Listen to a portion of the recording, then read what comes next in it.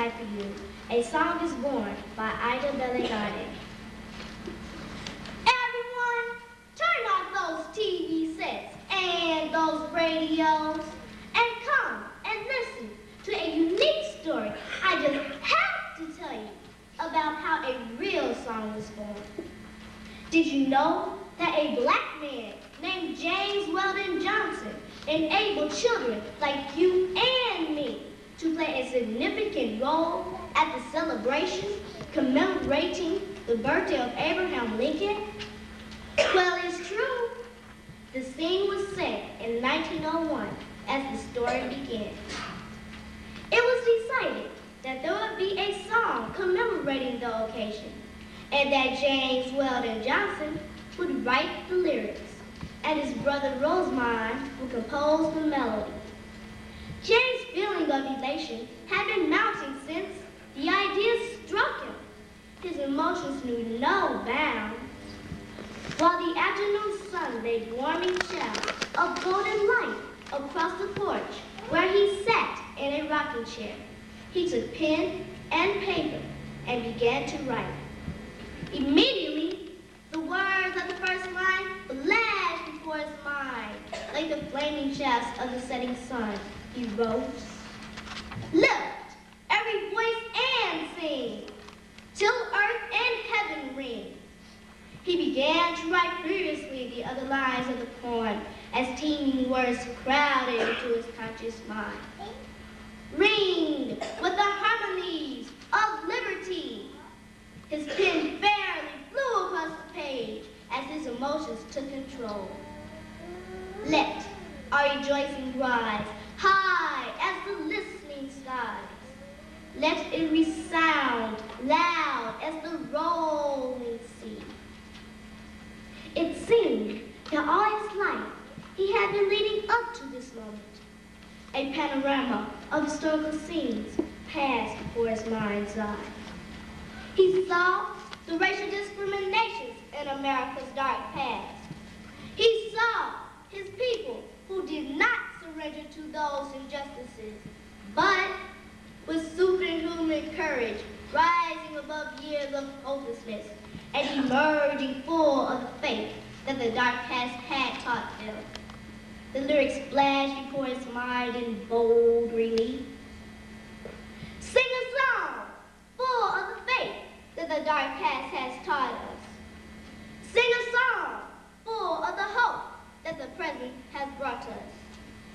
Facing the rising sun of our new day begun, let us march on till victory is won. The first stanza was written. As he rose from his chair, he began pacing the floor, deep in concentration. Now, with his thoughts and emotions merging into a deep spiritual experience, he did not need pen and paper to write the next two stanzas. As he strolled across the floor, he repeated the lines that seemed to flow from an intense urge, a profound spiritual force to manifest itself into a supernatural revelation. He saw the bitter years of a cruel slavery system, and words came to mind. Stony the road we trod, bitter the chastening rod, fell in the days when hope unborn had died. Unchecked tears rolled down his face and onto his shirt, and his voice came in whispered sobs as he repeated the lines. But he did not attempt to hide this moment of seeming masculine weakness. He was going through the agony and the ecstasy of artistic creation, which are experienced by great artists at the moment of creation. He was sustained by the feeling of hope that the strivings of his people had exemplified.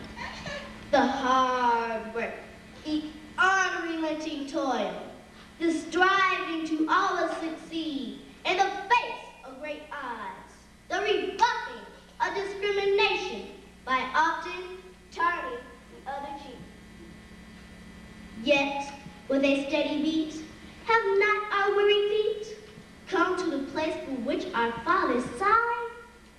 He asked himself with euphoric elation. He ended the third stanza with an ardent prayer. God of our weary years, God of our silent tears, may we forever stand true to our God, true to our native land. The song was sung by 500 children's voices at the celebration and was an overwhelming success. The tears of adoration and the standing ovation of the audience attested to the success of the speech and the song. A song is